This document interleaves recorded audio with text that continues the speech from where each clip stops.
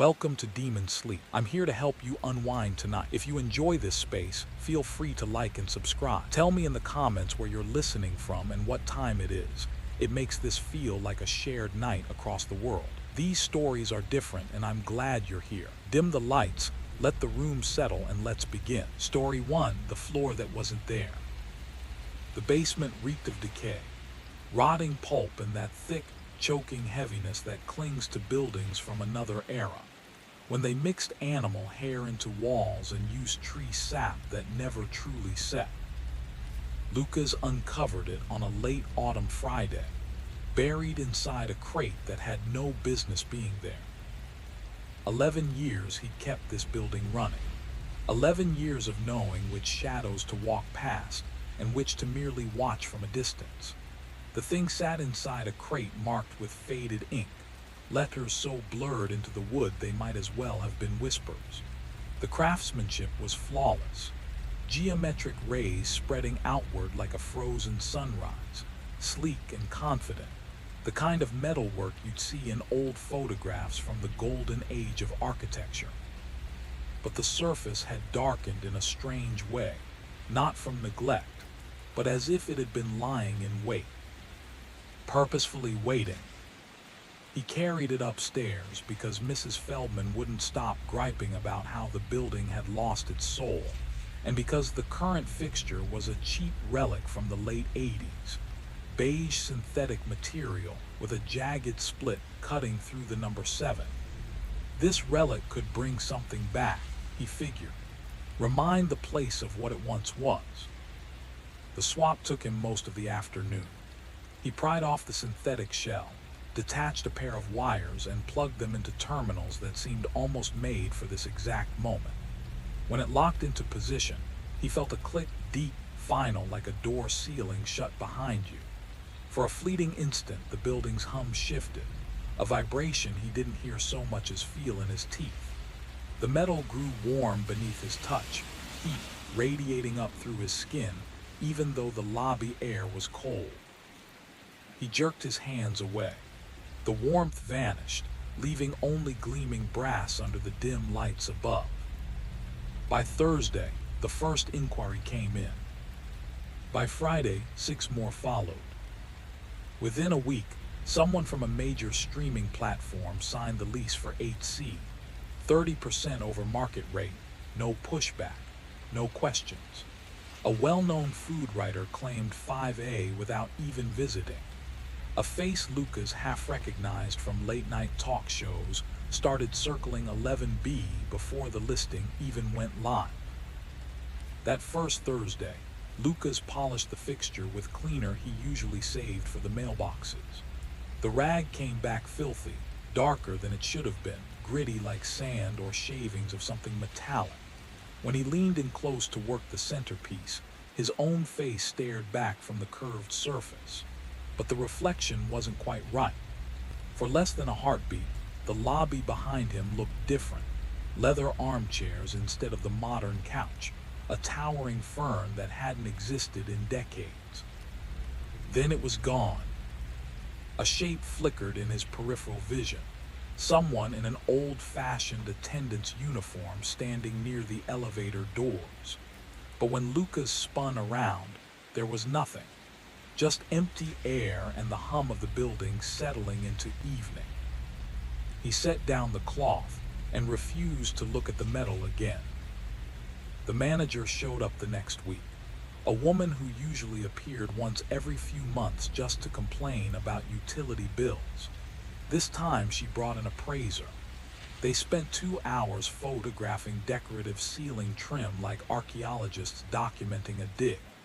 She stared at Lucas with an expression he couldn't name, somewhere between deep appreciation and the way someone looks at an old dog right before taking it on its final ride. She stepped closer to the fixture, running one fingertip along the rays of the design. Her nail clicked softly against each ridge, a rhythmic tapping that felt deliberate.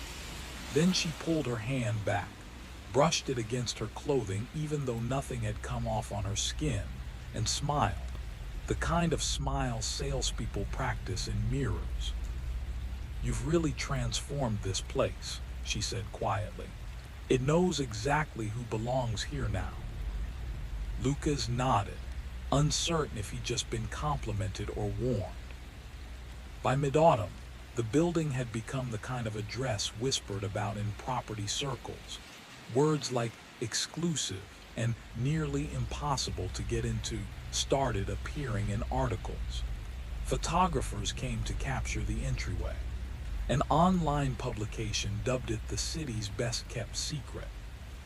For the first time in all his years there, Lucas received a bonus, large enough to clear his car loan and still have cash left over that somehow made him feel uneasy. The first death happened on a Wednesday. It felt wrong for someone to die on a Wednesday, but it happened anyway. Mrs. Herrera from the ground floor, the woman who'd lived in 1A since the mid-90s and criticized the plumbing with the passion of someone defending a personal cause. She fell in her bathroom, lost her footing on wet tile, they said.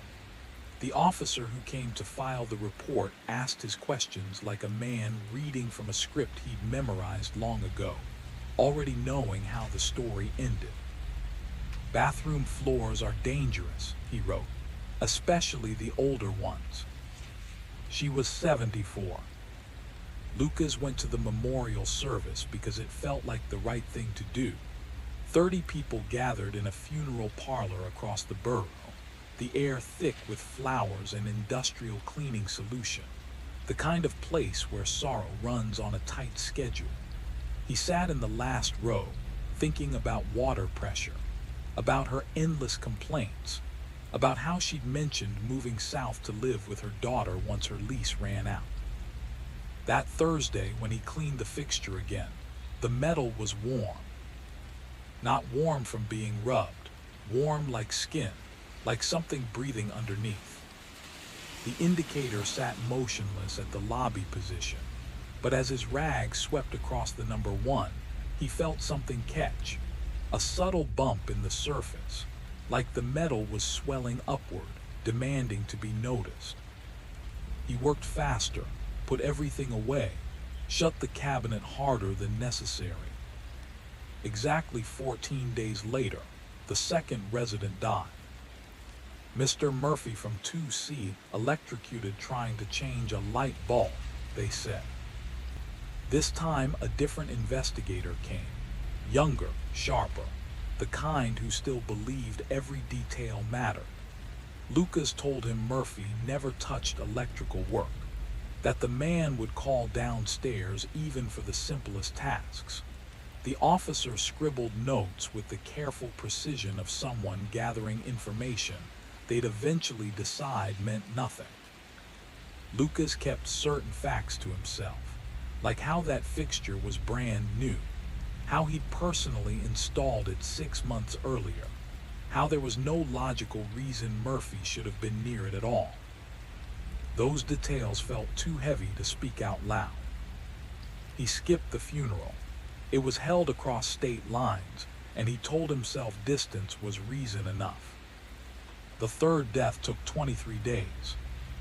Miss Brennan in 3F cooking oil ignited on her stove, flames spreading faster than she could react.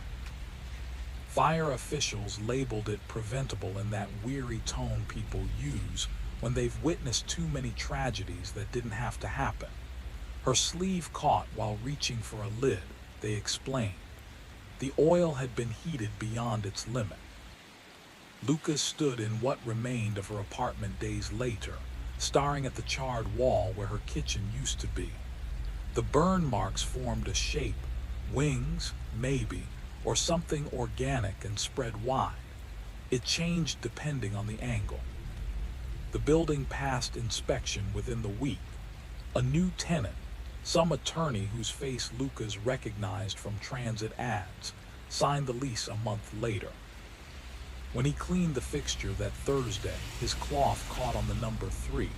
He leaned in. The brass surrounding that digit had changed, darker now, nearly black as if scorched by extreme heat. He scrubbed harder, trying to remove it, but the discoloration went deeper than the surface. It was part of the metal now. Numbers 1 and 2 had the same darkness, a sequence, a record. After the fourth death, Mr. Gupta in 4D, poisoned by gas from a heating unit Lucas had personally inspected and approved just days before. He finally accepted what he'd been avoiding. This wasn't chance. It wasn't a string of bad luck or statistical anomaly. It was deliberate. He broke into the manager's office late one night and found the original property deed, spreading the yellowed documents across her desk under the glow of a single lamp. He laid the old blueprints flat on his cramped kitchen table and marked every death with red ink.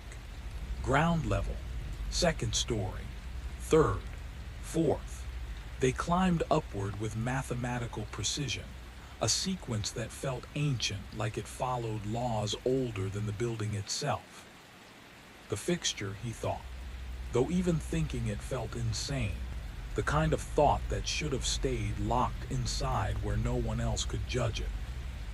But at 2 in the morning, when the building finally exhaled into silence, he found himself standing in the lobby again, staring up at the brass circle gleaming under the modern bulbs he'd installed years ago. The indicator sat at lobby exactly where it should be, but something about the metal had shifted, or maybe he'd shifted in relation to it.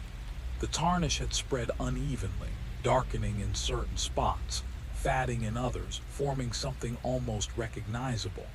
A blueprint, a melody written in metal, a schematic for a device he swore he'd seen before but couldn't place. Numbers 1 through 4 had gone completely black now, unmistakably black. In the curved reflection of the polished surface, he saw himself standing there, but not alone. Other shapes lingered behind him, faint as breath on glass, positioned where furniture no longer stood.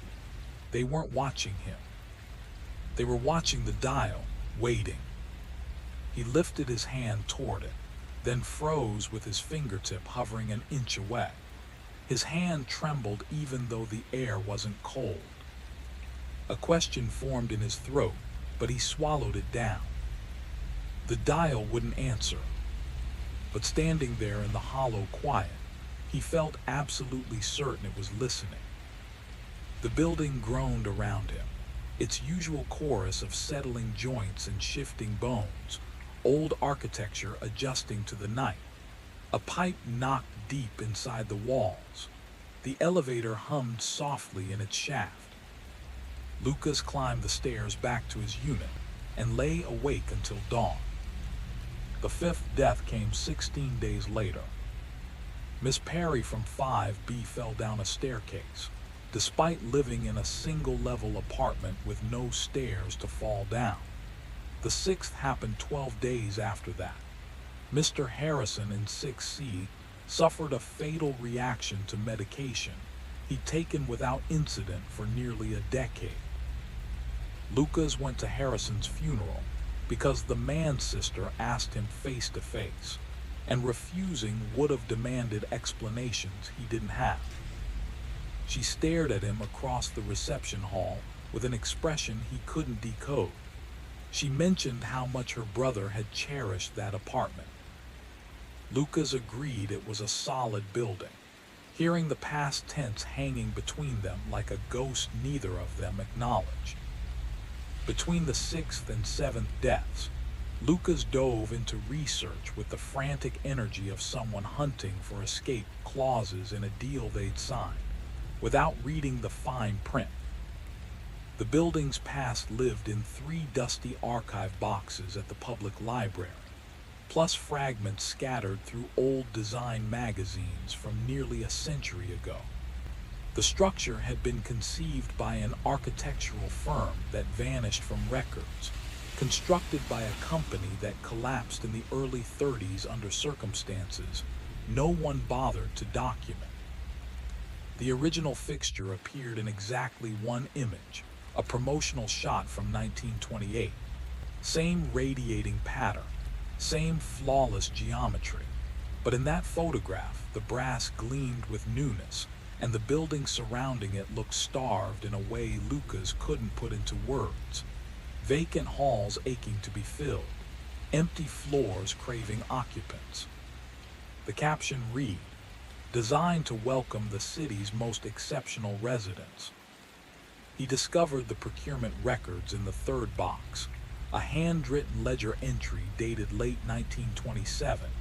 The fixture had been commissioned from a metalworking shop in a coastal New England city, custom creation following plans submitted by the architect. The plans themselves weren't preserved, but someone had scrawled a note in the margin using ink that predated modern pens, per client-specific conditions. Lucas photographed the page on his phone, unsure why he needed proof of something he'd already accepted as truth. The seventh death was a woman named Claudia Vance in 7A, found submerged in her bathtub in what the coroner ruled as sudden heart failure. She was 32. She ran distance races for sport. Lucas had helped her haul exercise equipment up the stairwell half a year earlier. Her heart, they suggested, had simply quit, the way hearts occasionally do when they meet something they weren't built to survive. The eighth death followed 9 days later. The gaps were closing. Mr. Park from 8C, the entertainment executive whose signature had kicked this whole nightmare into motion. He went over his balcony railing while tending to plants, except Lucas knew with absolute certainty that Park kept no plants. Not real ones, not even artificial ones left behind during staging. Lucas stood on that balcony afterward, studying the barrier that reached his chest. Heavy wrought iron that would have taken conscious effort to climb over. He pressed his palm against the metal and found it warm despite the cool afternoon, and the fact that sunlight hadn't touched this side of the structure yet. The warmth felt human, like someone had been gripping it moments before, leaving their heat behind. The same warmth that pulsed inside the fixture downstairs. The ninth death. The ninth victim was a professor from 9B, crushed beneath a window cooling unit that had been firmly bolted in place just days earlier.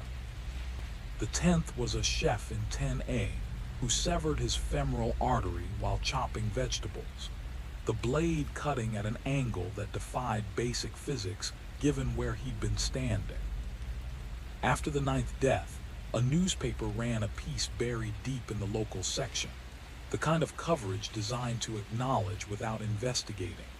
The headline focused on aging infrastructure and outdated systems rather than the people who died. The property manager was quoted at length about future upgrades and her dedication to tenant welfare. The dead weren't named. Their deaths were flattened into sterile categories: accidental fall, electrical malfunction, culinary mishap. No mention of the ascending sequence. No recognition of the pattern screaming from the page. Lucas read it twice, searching for any hint that someone else saw what he was seeing. All he found was corporate damage control and real estate spin. He wondered who'd pulled strings to shape the narrative that way, then realized the building had become valuable enough to have influence in the right circles. By now, each Thursday when Lucas cleaned the fixture, numbers 1 through 10 had turned pitch black, scorched from within, as if something had burned through from the other side. The brass surrounding them still gleamed, but those 10 digits looked like portholes into darker material beneath. Some base layer the decorative surface had only been concealing. When he pressed his thumb against the blackened 10, the metal seared hot enough to make him flinch away. The 11th death arrived with the season's first snowfall. Miss Torrado in 11B, the television personality Lucas half recognized from late-night programming. Her cleaning crew discovered her body. Cause of death, inconclusive, pending further examination. The investigator who responded was the same one from the beginning, older now, or maybe just more exhausted by what he'd seen. He stood in Lucas's cramped maintenance office, eyes scanning the clipboard where service requests were logged, lingering on the floor numbers with the deliberate focus of someone spotting a pattern they desperately wanted to deny. Then his gaze drifted upward toward the ceiling as if mentally counting floors. His lips moved silently. 1, 2, 3. He stopped somewhere around 12. "Anything strange happening here recently?" he asked, still staring up. Lucas felt his throat constrict. The question floated between them like something neither dared name aloud. Lucas could have told him everything, about the fixture, about the progression, about how the metal seemed to breathe warmth into his palm every Thursday when he cleaned it. But speaking the truth would have sounded deranged, and madness wouldn't change what was coming. "No," Lucas said. The detective held his stare for several heartbeats, then looked away first. He snapped his notepad shut with the sound of something ending. As he left, Lucas watched him bypass the elevator entirely, choosing instead to limp down every flight of stairs to street level on foot. The building manager appeared on a Thursday, which had become the day everything Lucas dreaded arrived. She carried a folder thick enough to contain legal paperwork, her face arranged in that ambiguous expression people wear when delivering news that could be either blessing or curse. The top floor unit, she explained, had sat empty since its last occupants left years ago. Too costly for typical renters, too specific for most buyers. But considering his dedication, considering the building's recent transformation, considering everything he'd contributed, she paused here, the word everything hanging heavy with unspoken meaning. The owners wanted to offer it to him. No rent, no time limit. The jewel of the entire property. "You've made this place so welcoming," she said, her hand settling on his forearm with the pressure of someone sealing a contract. "It's only right that it welcomes you the same way." Lucas stared at the paperwork in her grip and watched his future crystallize with the sharp clarity of a developing photograph. Floor 14, the building's highest residential level. The endpoint of the pattern that had been ascending toward him since the moment he'd installed that cursed piece of brass. He signed because refusing would have demanded explanations he couldn't give, and because some buried part of him, the part that had discovered the dial, that had mounted it despite the wrongness radiating from its surface like fever heat, needed to know how this would finish. The 12th death happened 3 days after Lucas unpacked his belongings in the penthouse. Mr. Ostro from 12E, a financial executive who'd arrived during the building's resurgence and treated Lucas with the particular contempt wealthy people reserve for those who ensure their comfort. Aneurysm in the shower. Instant, the examiner promised. No suffering. Lucas went to the service because it felt like the thing to do. It felt like attending an appointment, like paying respect to inevitability itself, something that deserved acknowledgement even if it didn't warrant sorrow. He sat in the rear pew of a place of worship across the borough and listened to people speak about a man they claimed to know, wondering how many of them realized they were mourning timing rather than a person. That evening, Lucas sat at the kitchen counter in his new penthouse, polished black stone installed by the previous occupant, someone who'd worked in finance and preferred surfaces that resembled solidified night, and laid out the building's construction documents one last time. The structure's levels rose in clean numerical sequence. 1, 2, 3, 4, 5, 6, 7, 8, 9, 10, 11, 12, 14. No 13th floor. The elevator panel skipped from 12 straight to 14. The kind of superstitious design so embedded in architecture that Lucas had never questioned it. Fear of the number 13, carved into steel and stone. The 13th level didn't exist because collective belief deemed it unlucky, so builders had simply relabeled that layer of construction as 14. But the curse, if that's what this was, if curses could be named and therefore controlled, was following the elevator labels, the arbitrary human numbering imposed over the building's physical bones. It had taken the ground level, then the second, then the third, climbing according to the designations people had chosen rather than the actual structure of concrete and steel, which meant it would be searching for floor 13 next. And floor 13 didn't exist. Or more precisely, it existed as empty utility space, a service cavity housing plumbing, ventilation, electrical lines, but no residents, no signed leases, no lives to claim. The curse would arrive at a vacant level and find nothing to harvest, no one to kill. It would exhaust itself against emptiness, like water rushing through a gap in a dam. Lucas would be safe, his floor the 14th. According to every label in the building, would be overlooked. The pattern would shatter not through intervention, but through the simple fact that people refused to acknowledge 13, and the curse was obeying human labels rather than physical reality. For the first time since Mrs. Herrera had died in her bathroom, he felt something resembling hope. The realization struck him with the crystalline clarity that catastrophic errors always carry in the moment before they become permanent. Lucas had worked maintenance long enough to understand that buildings don't care what you call their levels. The 13th layer of construction exists whether or not you label the butt, whether or not you list it on paperwork, whether or not you pretend it away in promotional materials. The utility crawl space between the 12th and 14th floors wasn't the absence of a 13th level.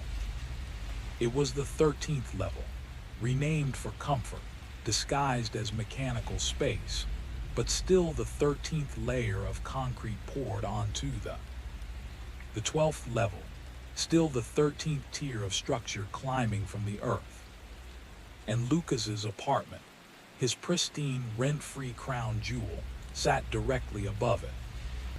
He occupied the 14th butt, the 14th floor in the elevator's understanding, in the rental contract, in every document describing the building's layout.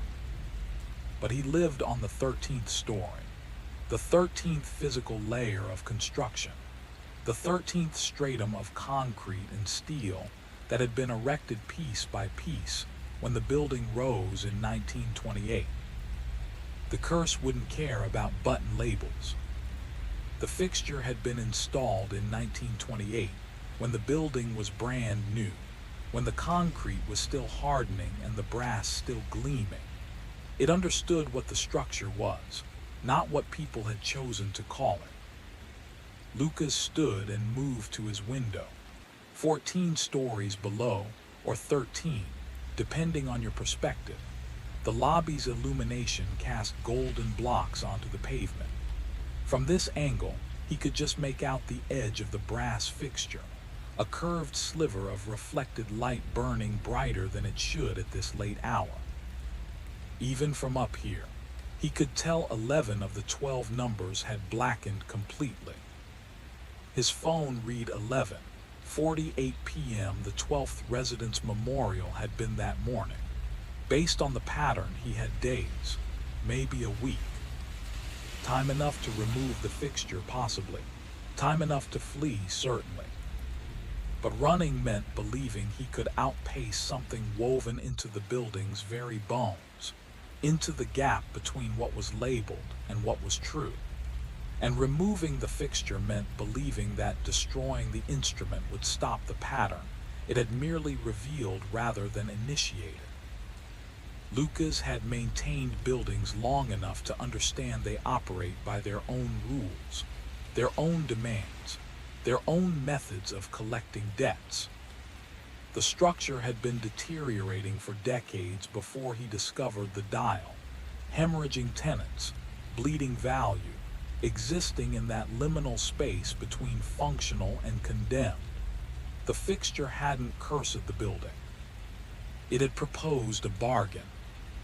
Prosperity for accommodation, success for payment. The building was flourishing now, the most coveted address in the city. People fought for the chance to live here, to occupy units that had been worthless a year ago. The building had been rescued. Something had to finance that rescue. Lucas poured himself a drink, expensive bourbon he'd been reserving for an occasion he couldn't name, and settled into his living room, staring at the ceiling that was his ceiling, and also the roof above the mechanical crawl space that everyone pretended didn't exist.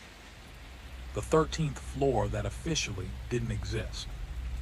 He thought about Mrs. Herrera's endless water pressure complaints, about how she'd been planning her exit anyway, about Mr. Murphy's terror of anything electrical, about Miss Brennan's meticulous cooking habits that had betrayed her regardless, about all the people who'd perished in climbing sequence, following a pattern that was either meaningless coincidence or flawless intention, depending on whether you believed structures could have desires. The clock on his wall read 11:53. Lucas lifted his glass toward the brass fixture 14 stories below, or 13, depending on which reality you chose to accept. To accommodation, he said to the empty room and drank.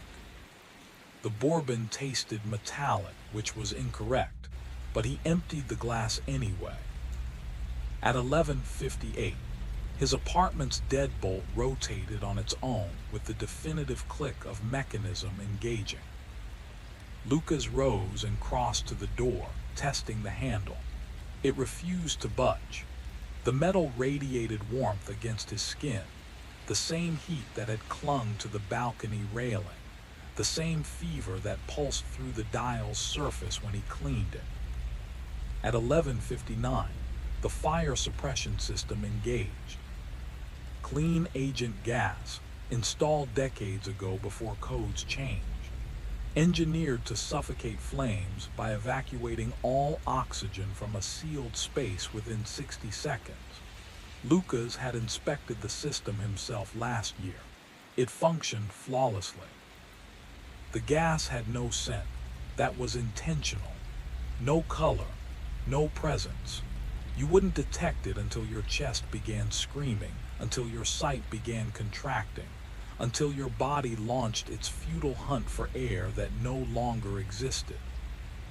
Lucas made it to the window before his knees failed him.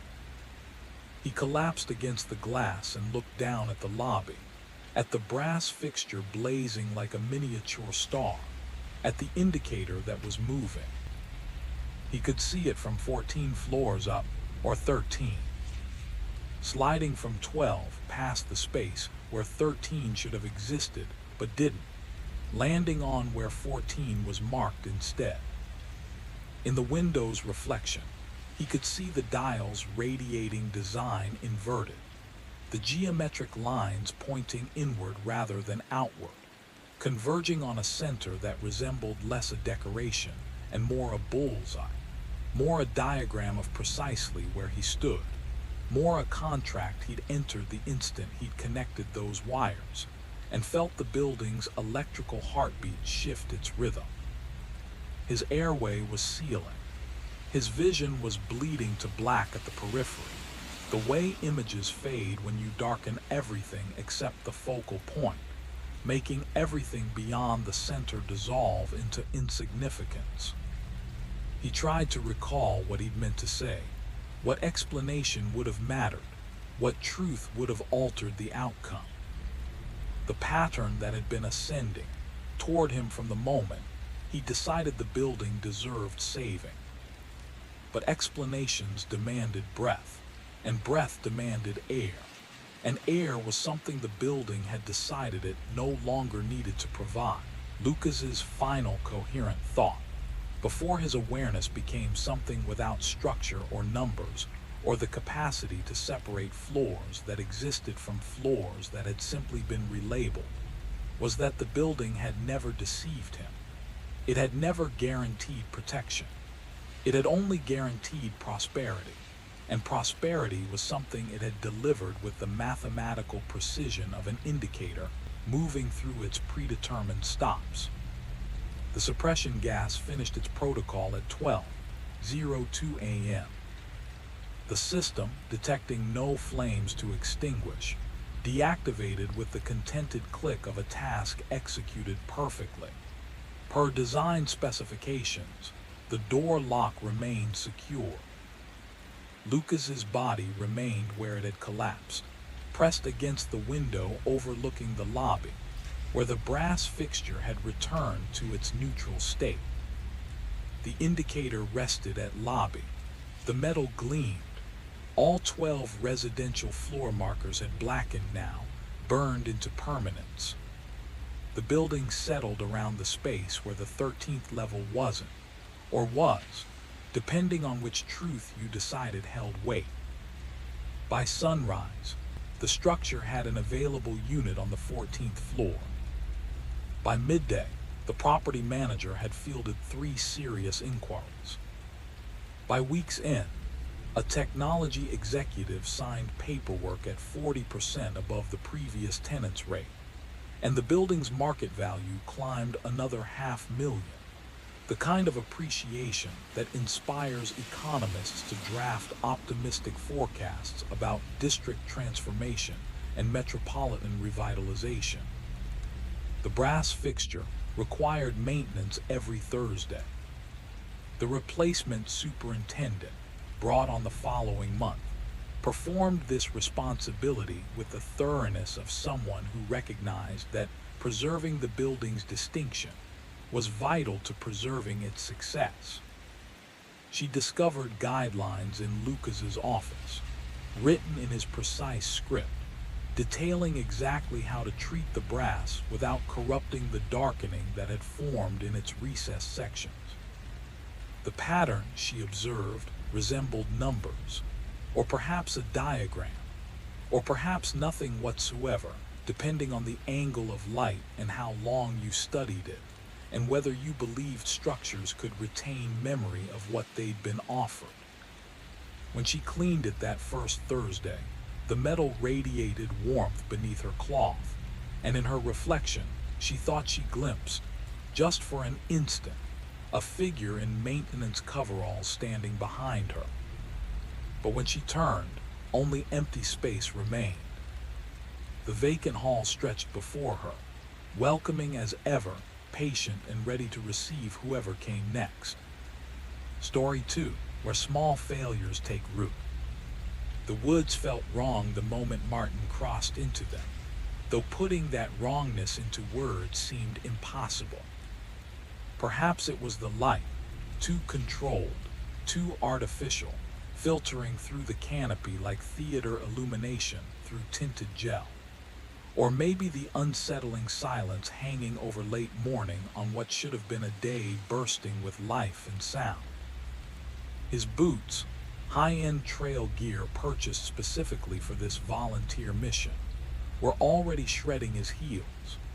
Blisters had erupted with unnatural speed, as though the forest itself wanted him hurting, wanted his mind trapped on petty agonies instead of the deeper disturbance pressing against his awareness like invisible breath on his neck. The search party spread through the underbrush in a ragged formation, roughly 30 meters between each person.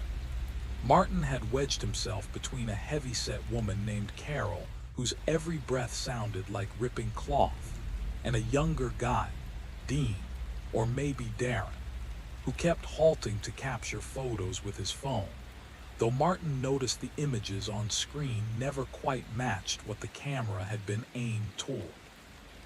The trees were mostly oak and ash, their bark carpeted in moss that clung exclusively to northern faces.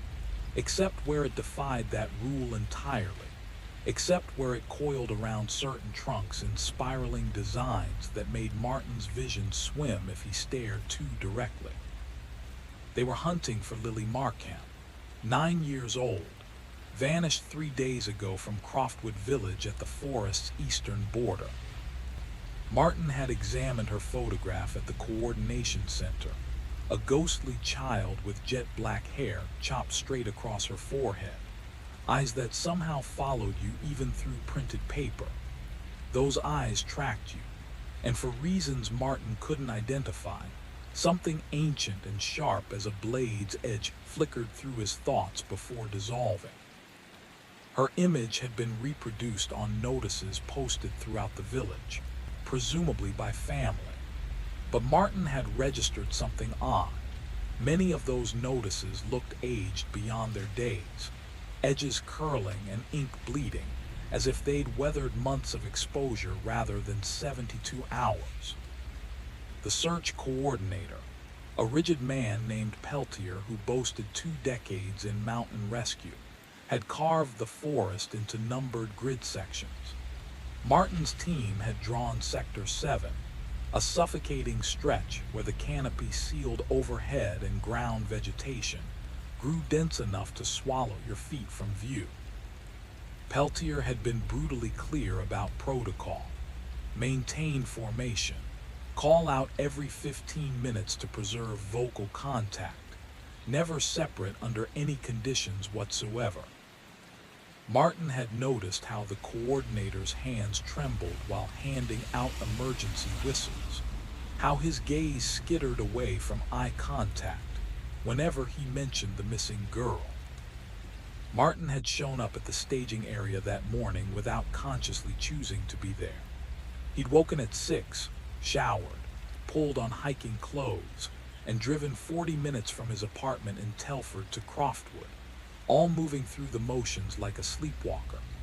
Only when he'd scrawled his name on the volunteer sheet, watching his own handwriting emerge strangely precise and unfamiliar, did he pause to question what had drawn him here. He wasn't a volunteer, had never been that kind of person. His ex-wife Sarah had hammered on exactly that weakness during their last year together.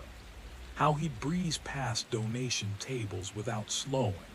How he'd once stepped directly over someone sleeping on the sidewalk rather than alter his path. Yet here he stood, laces cinched tight, whistle hanging cold against his chest, searching for a child whose face he'd seen only on paper. 4 hours in, Martin's internal compass had failed completely. He'd begun the morning with sunlight warming his right shoulder, heading roughly north. Now the sun seemed to drift ahead of him, then behind, then vanishing entirely as if the trees had consumed it. His navigation tool, a dependable model that had guided him through hikes across 3 continents, spun in lazy circles when held flat, the needle refusing to anchor, refusing to point toward escape. He tapped it twice against his palm. The needle continued its aimless rotation. The other searchers had fallen silent. No one had vocalized in over 30 minutes, despite the mandatory check-in protocol. Martin parted his lips to call out to shatter the quiet, but something stopped him. Sound felt dangerous here. The forest seemed aware, poised, waiting for him to reveal himself through noise.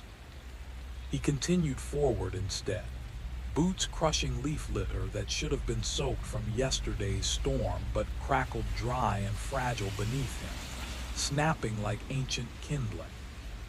Through the trees to his left, Carol had frozen in place. She stood with one palm flat against an oak trunk, head cocked at an unnatural angle as if listening to something beyond Martin's range of hearing. He called to her, asking if she discovered something. No response. The hand pressed to the bark began sliding downward, nails scraping against wood. Martin shoved through a barrier of thorned vines, fabric snagging and tearing, reaching her just as her knees gave out. She was weeping, though no sound escaped her throat. Tears carved clean lines through the grime coating her face. Her lips formed words that produced no voice, moving silently like a broken recording. Martin caught her shoulders, felt violent tremors running through her body despite the fleece she wore on this unseasonably warm day. When she finally managed speech, what emerged sounded crushed, barely recognizable as human. She pointed toward the oak's base, where roots erupted from soil in a shape disturbingly similar to clutching hands. Wedged between two thick roots, sheltered from the elements by an arch of bark, sat a sheet of paper sealed inside a transparent protective sleeve. Martin extracted it. The plastic had gone fragile, fracturing at the edges. Inside was a child's illustration rendered in waxy color sticks on paper gone amber with time.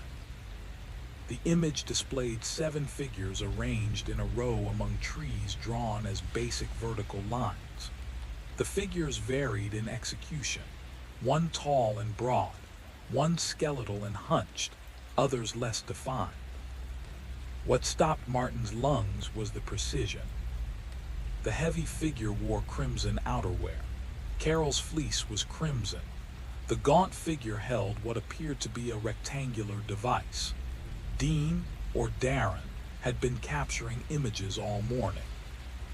At the bottom, printed in a child's deliberate capital letters, Lily Markham, age 5, October 2019.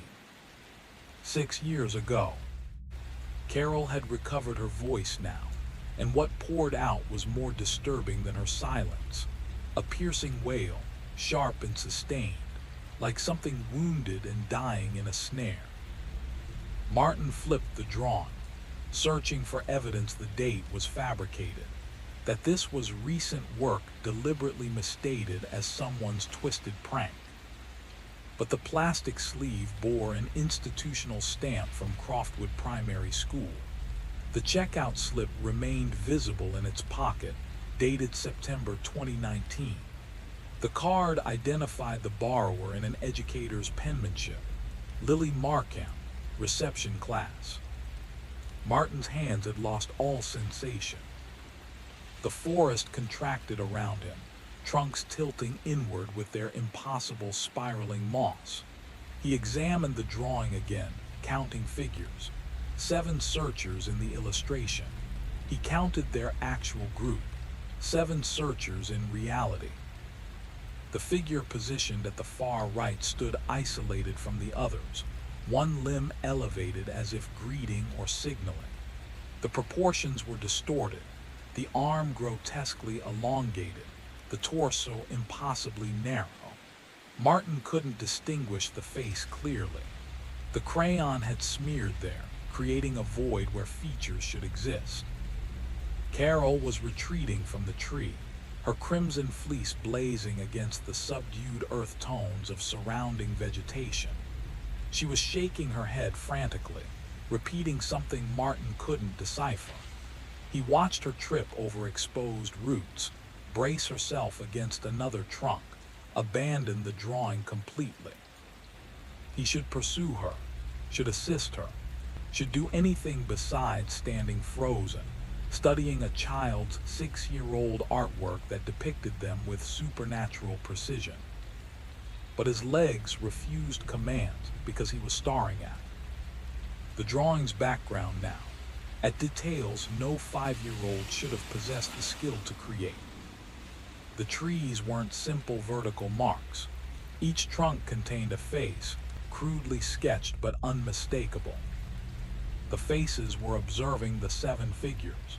The faces were anticipating. A whistle shrieked from somewhere north, 3 sharp bursts signaling discovery.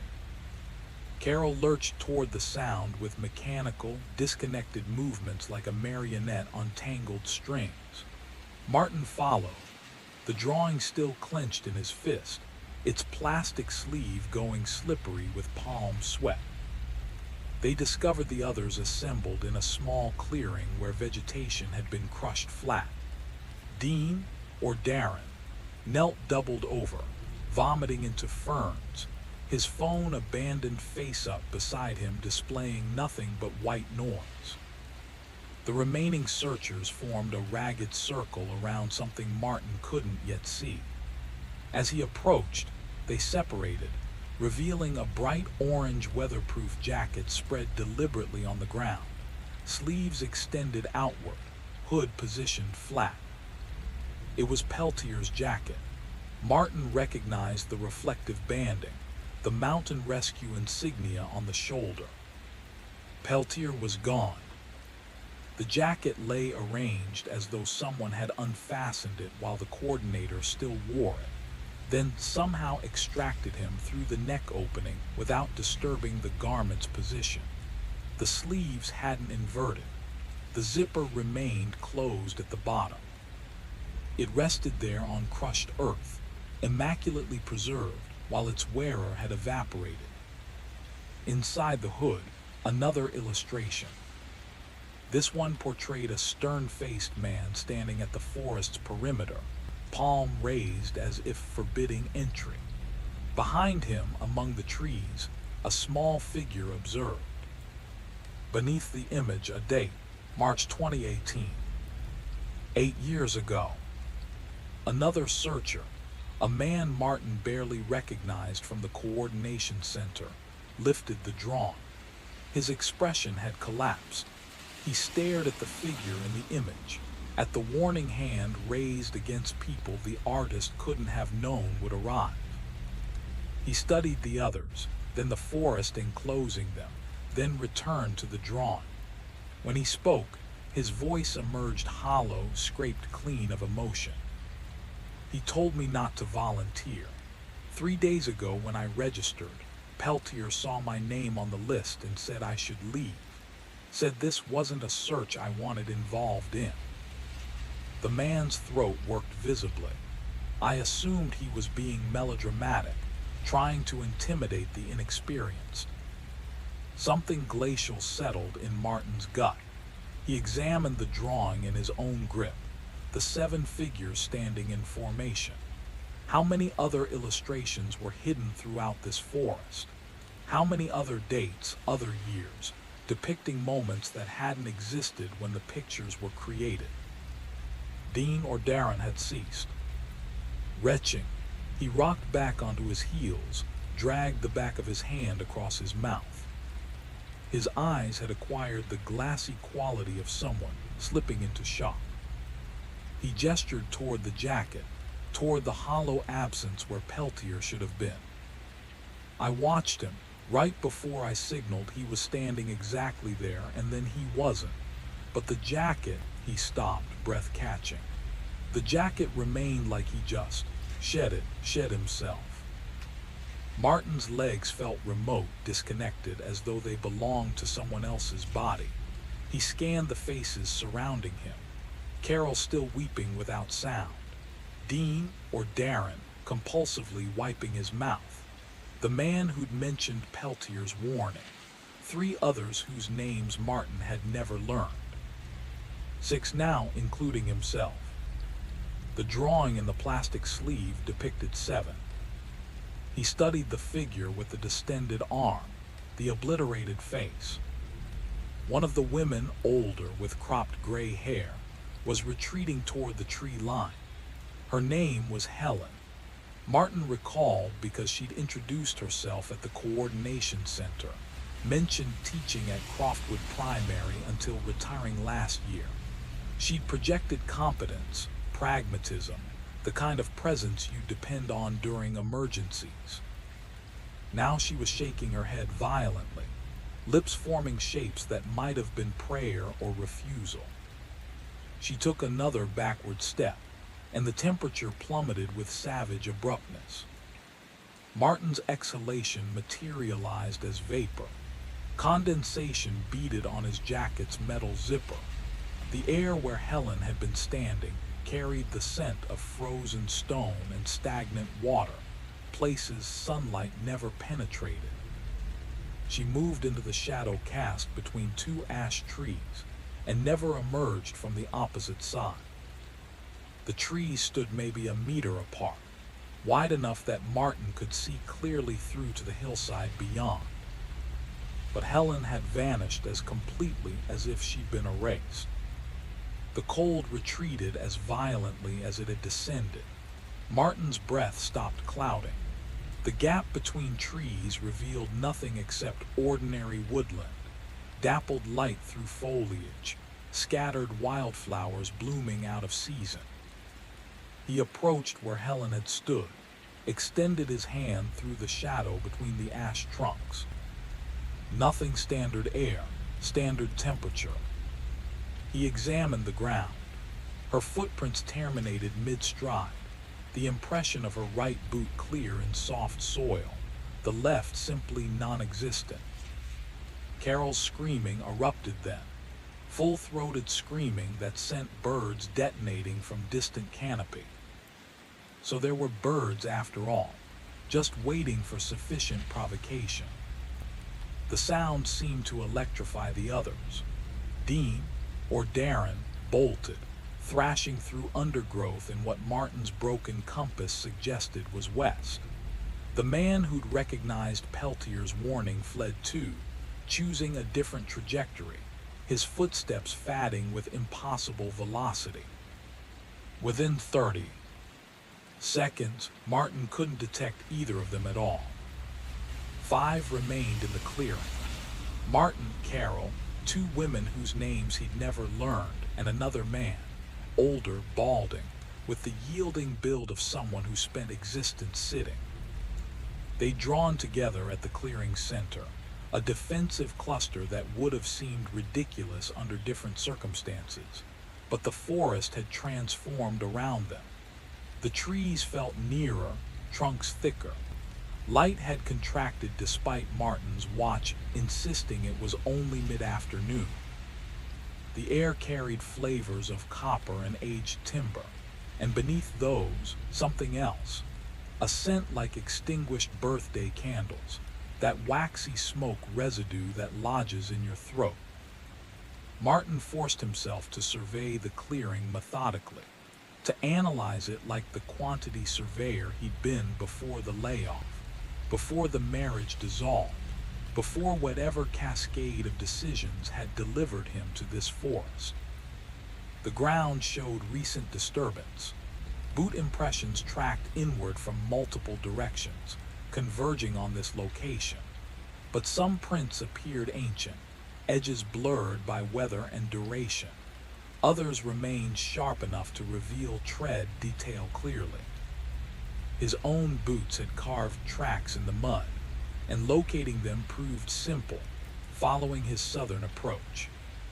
But other prints matched his tread pattern, tracks that entered the clearing from north and west, as if he'd arrived from 3 directions simultaneously. He crouched, examining the prints. The northern set pressed deeper, stamped harder into soil as though their maker had been sprinting. The western set barely registered, just toe impressions, as if someone had advanced on tiptoes or been hauled forward. Martin's mouth had turned to sand. He studied his boots, at the distinctive hexagonal pattern of the sole, then back at the impossible tracks. The match was perfect. The woman positioned closest was named Jane. She'd mentioned working at the village shop, had projected friendliness in the coordination center's artificial brightness. Now her expression had emptied, eyes fixed on something beyond Martin. He rotated slowly, already anticipating what awaited him, yet hoping he was mistaken. A child stood at the clearing's perimeter, perhaps 9 years old, wearing a nightgown that might once have been white but had deteriorated to gray with grime and age. Her hair fell dark and straight to her shoulders. Her feet were exposed, bloodless against the decomposing leaves. She gripped something in her left hand, a white rectangle Martin identified as paper. Had to be Lily Markham, the The resemblance to the photograph was unmistakable, though the girl in the photograph had radiated normal childhood vitality, eyes luminous with whatever children contemplate when cameras appear. This child's eyes were void and obsidian, absorbing all light, returning nothing. They were apertures in her face, openings into somewhere bottomless. She cocked her head, examining them with an expression that transcended curiosity or terror or anything Martin could classify. Her lips formed shapes, but no sound emerged. Instead, that scent of extinguished candles intensified until Martin tasted paraffin coating his tongue, filming his teeth and palate. The child advanced. Her foot created no disturbance in the decomposing foliage. She existed there, tangible and corporeal, yet left zero evidence of her passage. Another step forward. The trees curved toward her, upper limbs arcing downward in a gesture that appeared almost sheltering, almost inviting. Jane was moving toward the child. Martin attempted to call out, to alert her, halt her, something, but his throat had sealed shut. Jane progressed with the same mechanical gait Carol had displayed earlier, knees rigid, arms suspended limp. The child observed her approach with that horrifying vacant stare. When Jane reached perhaps 3 meters distance, the child elevated the paper she clutched. Another illustration. Even from Martin's position, he could identify Jane's representation. Tall, gaunt, with lengthy hair indicated through downward marks. But this drawing depicted something additional. The figure horizontal on earth, encircled by trees that had curved downward, their branches piercing her body at articulation points, shoulders, hips, knees. Jane ceased moving. Her head rotated, gazing upward. Martin traced her sight line. The branches overhead were shifting, despite windless air. Martin registered it first in his feet, a profound vibration ascending through his boots, through bone, into his jaw where his teeth began resonating sympathetically. The entire root network of the forest was awakening, relocating, redistributing its colossal mass. The branches descended with the grinding patience of arthritic joints, oak and ash contorting their limbs at angles that violated their species' natural architecture. Jane stood directly beneath the most massive oak, its branches spreading overhead like skeletal digits. She didn't flee. She watched them descend, those substantial branches that should have been inflexible, now undulating like appendages. The sound she produced wasn't precisely a scream, more like atmosphere escaping a punctured vessel, a prolonged exhalation that extended impossibly long. Martin bolted. He didn't choose it. His body decided independently, legs propelling before his consciousness fully processed what he'd witnessed. He crashed through vegetation, branches lashing his face, boots snagging on exposed roots. Behind him, Jane's deflating scream terminated with a viscous crack that reverberated incorrectly, seeming to originate inside his skull rather than from the clearing. Carol was sprinting too, and the older man and one of the remaining women, 4 figures fleeing through woodland that restructured itself as they moved. The trees weren't positioned where they'd existed moments before. Martin dodged trunks materializing in his trajectory, bark solid against his outstretched palms. The terrain pitched at angles impossible for a hillside that had been gently inclined. His ankle buckled in a concealed depression, pain lancing through his calf, but he maintained momentum because halting meant the branches would locate him, would curve downward with their unnatural pliability, and execute their penetrating ritual. He exploded through a birch stand into another clearing, smaller than the previous one.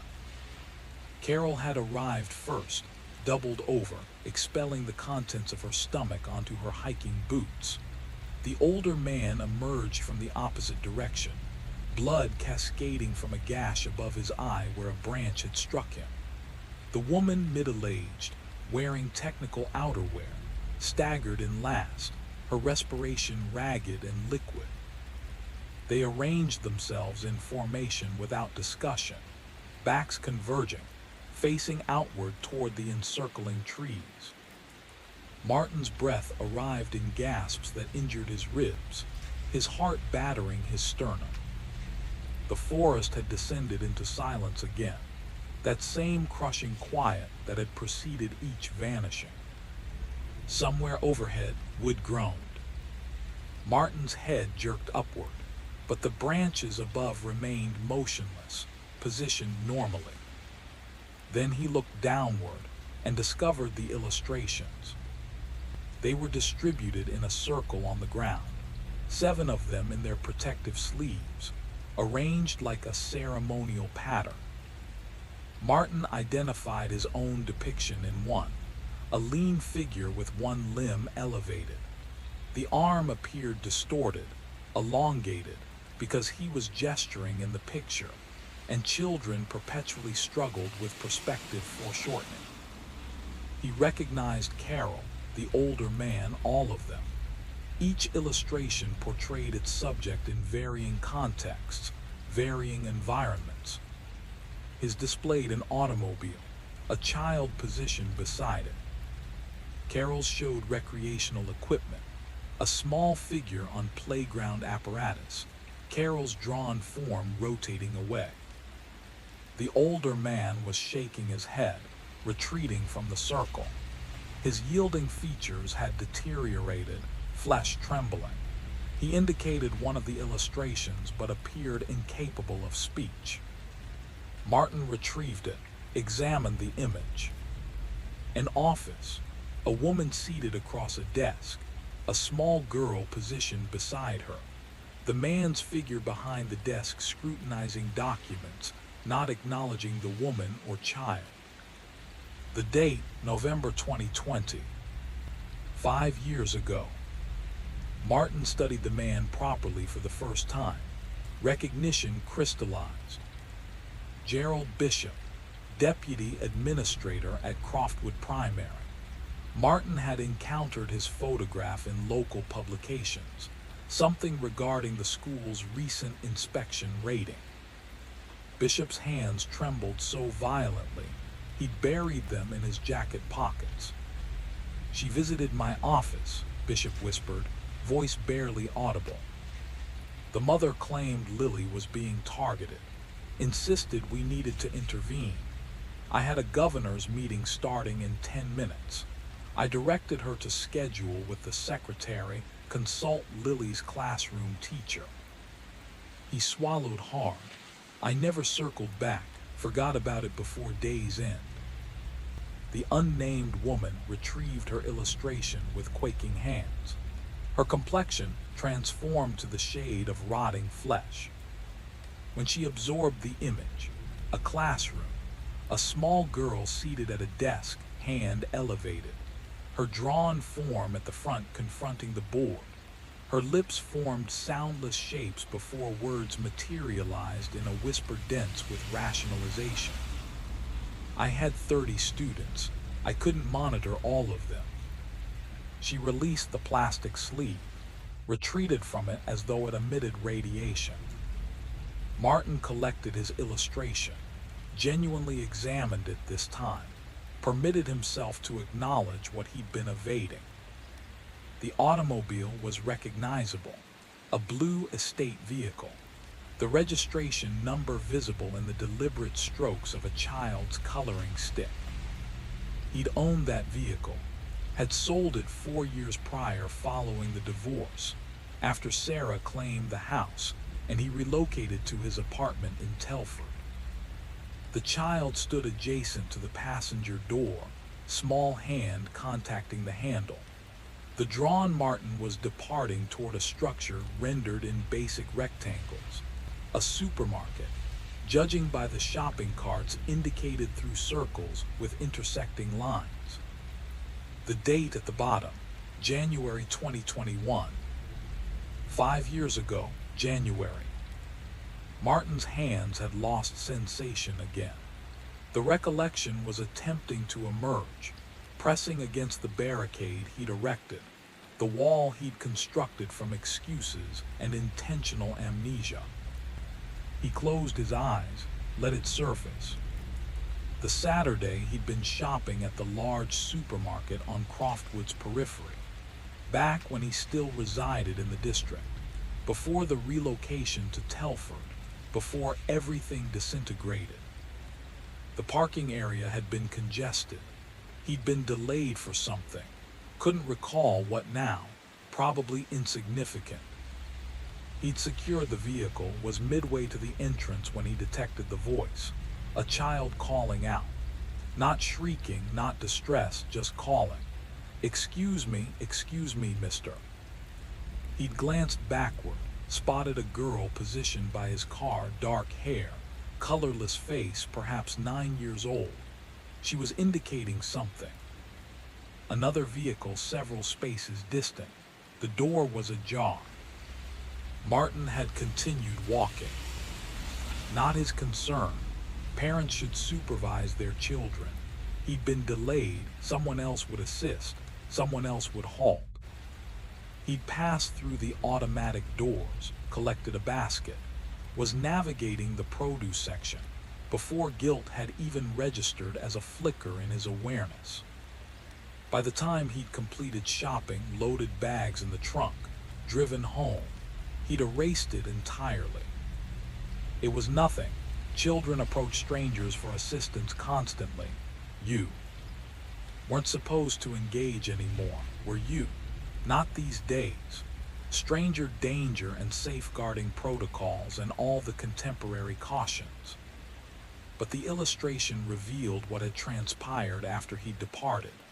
The vehicle with the open door, the child standing isolated, and in the background, rendered in darker pigment, 2 additional figures, adults, 1 male, 1 female. The female figure held something diminutive and motionless. A dog, Martin realized.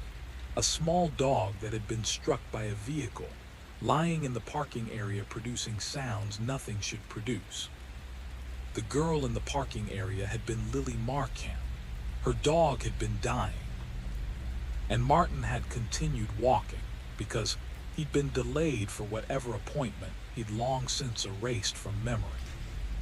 He'd encountered it 3 days later. A minor article buried in the local Gazette, page 7. A 9-year-old girl had knelt in a parking area cradling her dying dog, pleading for assistance while dozens of people had passed by. The dog had perished before help materialized. The girl had been psychologically damaged. The family had relocated shortly after. The Markham family. Only they hadn't relocated, had they? They'd remained, and Lily had commenced drawing. Martin's chest constricted. Respiration became laborious now, as if the forest atmosphere had condensed into something tangible. He examined the other illustrations, recognized the pattern. Each depicted a moment where someone had declined to assist, had averted their gaze, had elected not to acknowledge. Carol rotating away from a child on playground apparatus who'd fallen. The woman disregarding a raised hand in her classroom. Bishop dismissing a mother's apprehensions. Dean, or Darren, photographing something he should have intervened in instead. Minor failures, comprehensible failures. The variety of failures everyone committed daily in a world that demanded you maintain your own concerns, keep your head lowered, avoid involvement. But Lily Markham had been maintaining records. The child materialized from between 2 oaks that absolutely hadn't been positioned that proximately before. She still wore her gray nightgown. Her feet produced no sound on decomposing foliage. She gripped a fresh sheet of paper, this one not yet enclosed in plastic. The coloring stick remained clutched in her right hand, blue residue beneath her fingernails. She advanced to the circle's center, knelt, positioned the new illustration on the ground with the others. Martin could observe it from his position. 7 figures in the forest arranged in a circle surrounding a smaller figure. The 7 were all horizontal. The small figure stood vertical at the center. Around the page's perimeter, words in that same deliberate block printing. They didn't stop. They didn't help. They looked away. The child's mouth opened. What emerged wasn't a singular voice, but stratified voices. A child's whisper replicated and layered. Hundreds of iterations speaking simultaneously, each slightly desynchronized. Out of phase with the others. Beneath the whispers coursed another sound, like bark grinding against bark in violent wind, like roots displacing through soil, like the forest itself had acquired the capacity to articulate language. The sound circumvented Martin's ears entirely, vibrated directly in his chest cavity, in the hollow chambers of his skull. Carol screamed, and the scream received response from something in the undergrowth, something massive that moved on appendages that articulated incorrectly. Carol was fleeing again, thrashing away through the trees. Bishop attempted to rise, but his legs refused to bear him. He crawled instead, hands clutching at roots and vegetation, hauling himself away from the child and her stratified voices. The woman from the classroom pivoted and bolted, her technical jacket vivid against the darkening forest. Martin observed them depart. He didn't move, couldn't move. The child's void black eyes were anchored on him, and in their depths he perceived himself transparently for the first time in years. Saw the man who bypassed donation tables, who'd stepped over someone sleeping rough, who disregarded a weeping child because he'd been delayed for an appointment he couldn't even recall. Saw the accumulation of minor cruelties, trivial refusals, intentional blindness that had compressed his existence into something diminutive and petty and entirely forgettable. The child rose, advanced toward him. She halted perhaps a meter distant, cocked her head in that inhuman gesture that mimicked curiosity without containing it. She indicated him, then the ground, an instruction, a directive. Martin's legs surrendered. He collapsed heavily, the illustrations dispersed around him. The child knelt beside him, her knees penetrating the leaf litter without displacing it. She extracted another illustration from somewhere within her nightgown's folds, unfolded it with the meticulous precision of someone who'd been rehearsing for years. This one portrayed a parking area in detail, the blue vehicle, the child positioned beside it, the man departing, and in the background, rendered with proficiency that emerged from drawing identical scenes hundreds of times, 2 additional figures. The parents Martin comprehended, the mother cradling the small body of the dog, the father's hand on her shoulder, both observing the people who passed by, who detected their daughter pleading for assistance and elected not to halt. The child indicated herself in the picture, then her parents. Her mouth formed shapes, and this time the words emerged lucid, a child's voice untainted by the forest's layered whispers. They couldn't help they were with Lucky, the dog's name. I was alone. Martin's throat constricted. He attempted to speak, to apologize, to explain he'd been delayed, he'd been overwhelmed, he'd committed an error. The child's expression remained unchanged. She positioned the illustration in his hands, folded his fingers around it. The branches were descending again. He could detect them groaning, could observe them in his peripheral vision, oak and ash contorting their impossible articulations. The child stood, retreating to provide them. Space.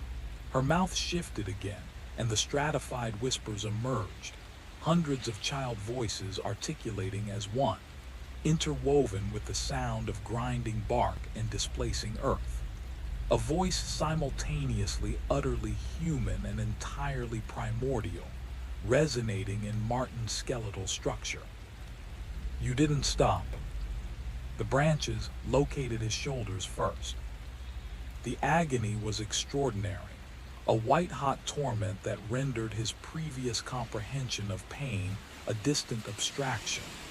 He attempted to scream, but his lungs wouldn't inflate properly. The branches discovered his hips, his knees, penetrating with the patience of roots expanding through stone. His vision was contracting, the sky compressing to a pinpoint of bruised illumination. Through the accumulating darkness, he detected Carol screaming somewhere in the forest, the sound terminating abruptly. Then Bishop, nearer than seemed plausible, his refined voice fractured to animal utterances.